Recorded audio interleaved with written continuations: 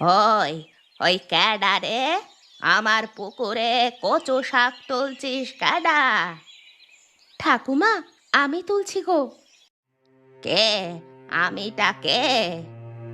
পাশের পাড়ায় বাড়ি।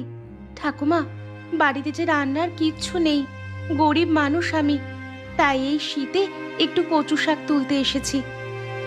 তুই এটা ঠিক করলি না, আমাকে জিজ্ঞাসা না করে আমার পুকুরে শাক তুলছিস।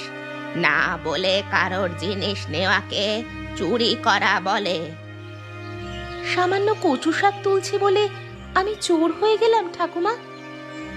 আরে বউ, এটা সামান্য নয়, বাজারে এই কচু শাক অনেক টাকায় বিক্রি হয়। বাজারে টাকা